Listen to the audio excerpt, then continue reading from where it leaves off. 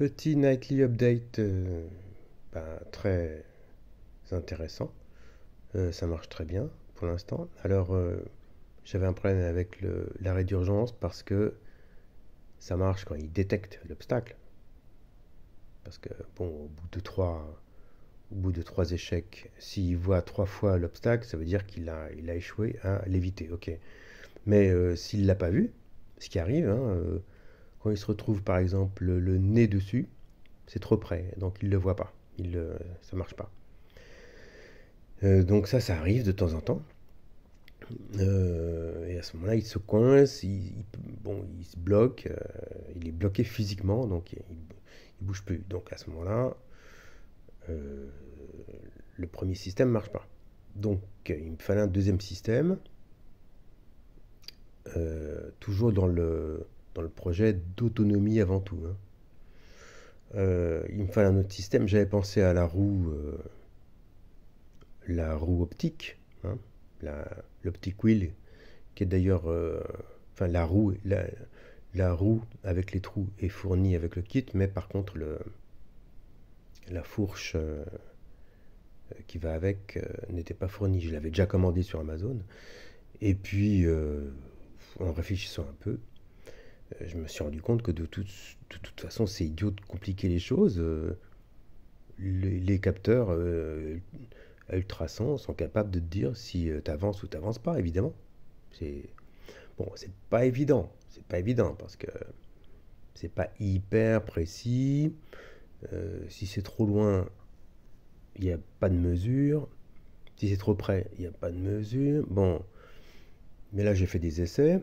Alors j'avais fait la bêtise de faire ça sur le capteur droit. Il fallait vraiment être bête.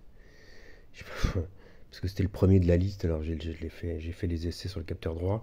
C'est idiot parce que c'est celui enfin, les capteurs latéraux avancent moins enfin, changent moins de, de distance.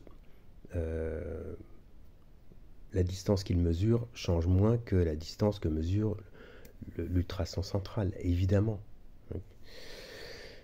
J'avais pas pensé à ça. Donc, c'était pas encore c'était encore un échec. Enfin, quasi-échec. Ça marchait, mais pas assez bien. Et donc, là, je l'ai remis sur le centre. Donc, bon, je vais voir si je peux poster si je vais quand même montrer le script. Alors, je le montre comme ça parce que je vais pas retourner au bureau, hein. Donc, voilà. Donc, c'est sur la boucle centre, hein, c'est celle-là. Donc,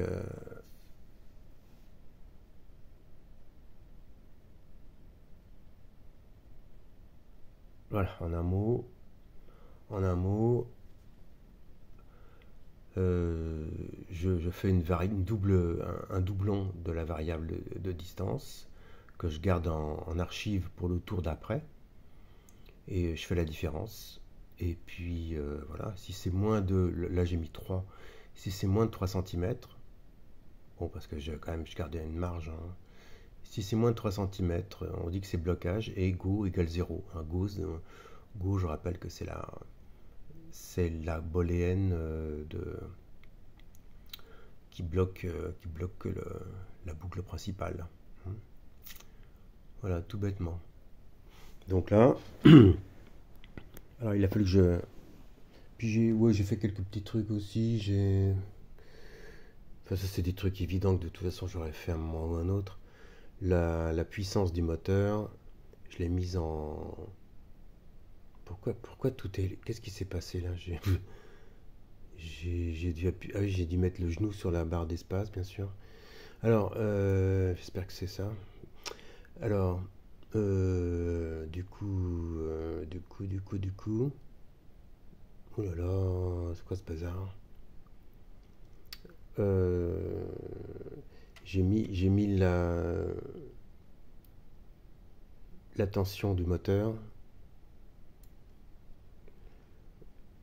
J'ai mis la tension du moteur en variable au début pour pouvoir changer rapidement. Parce que là, par exemple, si je suis sur le lit, il a beaucoup de mal, hein. Donc voilà. Donc, au lieu de mettre 100, j'ai mis 150. Bon, alors, je fais une pause parce que mon programme là. Ok, je reprends. Voilà, donc j'ai mis ici. Je l'ai appelé PWM marche normale, 150, hein. C'est plus, quand même plus logique, puisque c'est quand même un truc ça fait partie des variables qu'on risque de changer de temps en temps, selon le terrain ou ce qu'on veut. Bon, voilà. Donc là, il est déjà chargé. Je laisse le câble parce que bon, là, ça gêne pas trop. Euh, donc, je vais le lancer. Il va avancer et je vais le bloquer exprès. Il va s'arrêter tout de suite, c'est génial.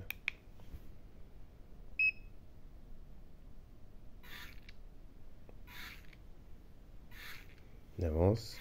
Je le bloque. Voilà, c'est génial, hein? Ça marche très très bien, hein.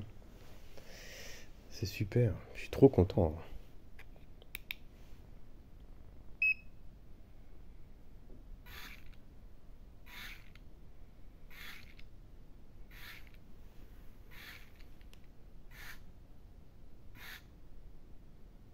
Voilà, c'est super. Et ouais, alors, pour protéger un peu devant, j'ai mis une baguette comme ça. Mais bon. Ouais, ça de marre. Bonne nuit.